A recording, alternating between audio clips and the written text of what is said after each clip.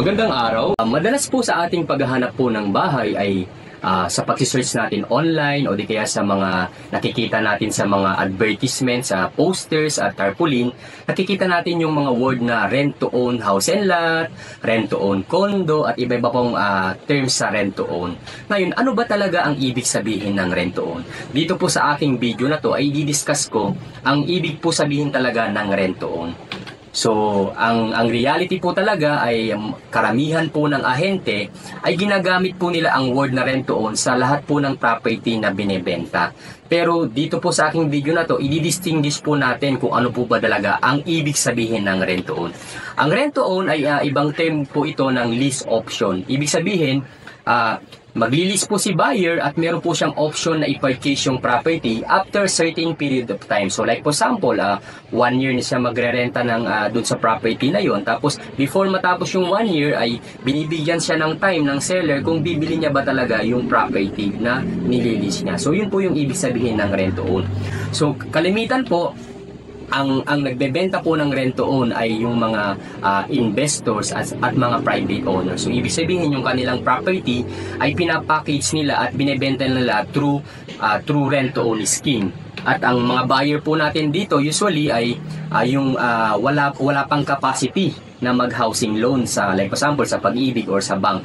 So yun yung usual na buyer natin na ini-expect nila na at after a certain period of time na makukwalify na sila doon sa housing loan kung sakali na itutuloy nilang i-purchase yung property. So una, magrerenta muna si lessee or si buyer at tapos magkakaroon siya ng option na bilhin yung property. Yun yung ating rent to own scheme. At usual po nito ay ang financing scheme po nito ay owner finance ang ating pong rent to own scheme. So ibig sabihin, kagaya po siya ng in-house financing na wala pong Pag-ibig or bank financing na pumapasok. Pero meron ding option yung buyer later on na i-finance niya through Pag-ibig at bank financing yung kanyang bibilin na property. Pero kadalasan, ang atin pong presyo po dito sa rent to own scheme ay syempre dahil po magkakaroon po ng negotiated price between the seller and the buyer later on. So nakapix na yung price. So usually si seller isineset niya yan ng mas mataas doon sa current price. Kasi nga, for a certain period of time, saka lang mangyayari in case magtuloy yun si buyer. So, pagdating po sa rentals, syempre, dito, usually kung meron pong naka-incorporate na down payment, so yung rental po ng lessee or yung magiging buyer ay mas mataas po kasi nga para ma-cover up yung magiging down payment ng property pagka bibiling niya. So, at dito po, magdadrop po ng contract ang buyer at seller pagdating po sa pag-exercise ng option ng buyer doon sa property na gusto niyang bilhin if in case magustuhan niya at magtuloy po siya. So, syempre, sa part po ng buyer, kailangan niya mag-due diligence. Kasi nga po, since private owner po ang nagbebenta or investor, so possible na naka-mortgage po yung property. So, kailangan i-check niya yung title, i-check niya yung mga documentation. So, kailangan niya mag-due diligence dun sa property na narerentahan niya, which is later on kung gusto niyang i-purchase. So, ano bang benefits pagka yung sa rent only scheme, pagdating po sa buyer-lessee o di kaya po sa seller-lessor? So, syempre, si buyer or lessee, syempre, dahil po magre-renta muna siya, matetest niya yung property. So, since titira siya doon, masusubukan niya talaga kung gusto niya bang tumira doon sa property at gusto niyang i-purchase later on. Sa part naman ng seller, syempre wala namang mawawala sa seller kahit hindi magtuloy o mag-purchase si seller later on. Kasi nga, syempre sa part ng seller, so mag-generate siya ng rental income. So, sa part ng buyer, syempre, ma-acquire niya yung property immediately. As compared, syempre, kung nag-avail ka ng housing through the developer, through Pag-ibig, so syempre, mostly doon ay pre-selling. So, dito ay matitiran mo na agad yung property kasi nga irerenta mo muna siya. So, dito, ang downside naman natin dito, kung sakali na after certain period of time na nagre-renta si lessee at hindi niya talaga itutuloy na, so masasayang lahat po ng binayad niya kasi mapo-forfeit po. Pagdating naman po sa seller, ano naman yung downside?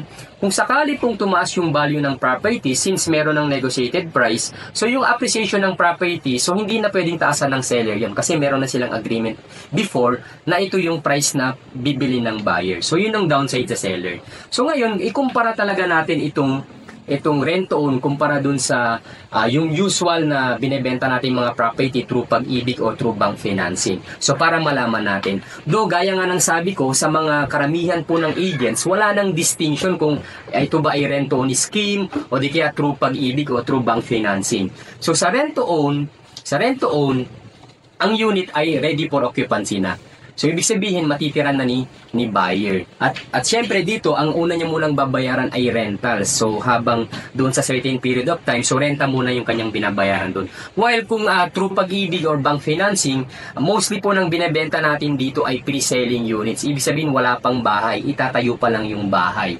So, yun po yung kaibahan pagdating po sa rent-to-own.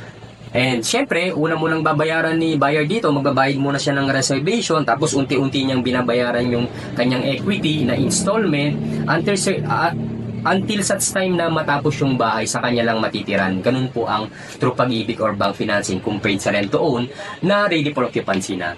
So dito po sa rent-to-own, ito po usually ay binebenta ng mga private owners o di kaya po mga investors. While sa yung through Pag-ibig or bank, yung usual po, karamihan po sa amin na mga agents at broker, ito po yung mga project po ng developers.